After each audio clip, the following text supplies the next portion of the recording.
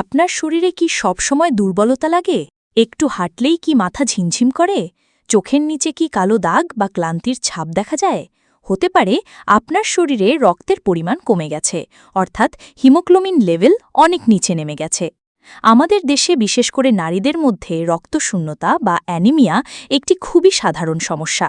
অথচ এই সমস্যা সমাধান করা খুব সহজ, যদি আপনি প্রতিদিন সঠিক খাবার খেতে শুরু করেন।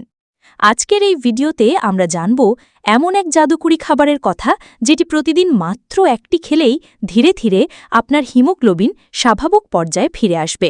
এছাড়াও আমরা জানব আরও কিছু ঘরোয়া কৌশল, যা রক্তশূন্যতা প্রতিরোধে অসাধারণ কার্যকর। শুরুতেই বলি, হিমোগ্লোবিন মূলত এক ধরনের প্রোটিন যা লাল রক্তকণিকায় থাকে এবং অক্সিজেন শরীরের প্রতিটি কোষে পৌঁছে দেয়। যদি হিমোগ্লোবিনের মাত্রা কমে যায়, তবে শরীর ঠিকভাবে কাজ করতে পারে না, ফলে ক্লান্তি, শ্বাসকষ্ট, দুর্বলতা এসব সমস্যা দেখা দেয়। তাহলে চলুন জেনে নেওয়া যাক সেই বিশেষ খাবারটি। সেটি হল চুকুন্দর বা বিটরুট। হ্যাঁ, এই সাধারণ একটি সবজি যা আমরা অনেকেই খেতে পছন্দ করি না, সেটিই হতে পারে আপনার শরীরের রক্ত বাড়ানোর অন্যতম সেরা উপায়। চুকুন্দরে রয়েছে প্রচুর পরিমাণে আয়রন, ফলেট, ভিটামিন সি এবং অন্যান্য অ্যান্টিঅক্সিডেন্ট, যা হিমোগ্লোবিন উৎপাদনে সরাসরি সাহায্য করে। কিভাবে খাবেন এই চুকুন্দর? প্রতিদিন সকালে খালি পেটে একটি মাঝারি সাইজের কাঁচা চুকুন্দর গ্রেট করে খান, অথবা রস করে পান করুন। চাইলে লেবুর রস ও 1 চিমটি কালো লবণ মিশিয়ে নিতে পারেন। মাত্র 15 দিন এই নিয়ম মেনে চললে আপনি নিজেই পরিবর্তন বুঝতে পারবেন। চুকুন্দরের পাশাপাশি আরও কিছু খাবার রয়েছে যা রক্ত বাড়াতে সাহায্য করে, যেমন কিশমিশ, খেজুর, কলা, পালং শাক, তিল, ডিম, লিভার। অনেক সময় দেখা যায় আয়রন ঠিকমতো শরীরে শোষিত হচ্ছে না, সেক্ষেত্রে ভিটামিন সি খাওয়া খুব দরকার।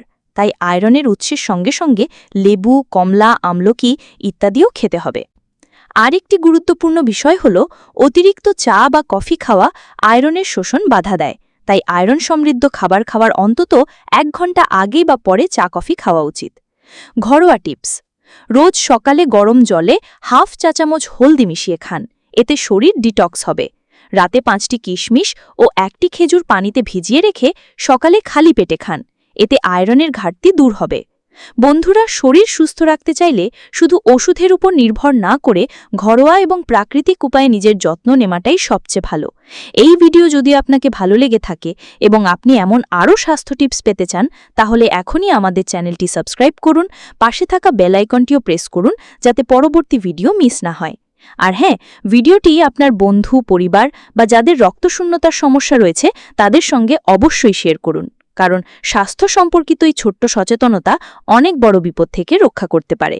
ধন্যবাদ ভিডিওটি দেখার জন্য। সুস্থ থাকুন, ইনার ভাইটালিটি বাংলার সঙ্গে থাকুন।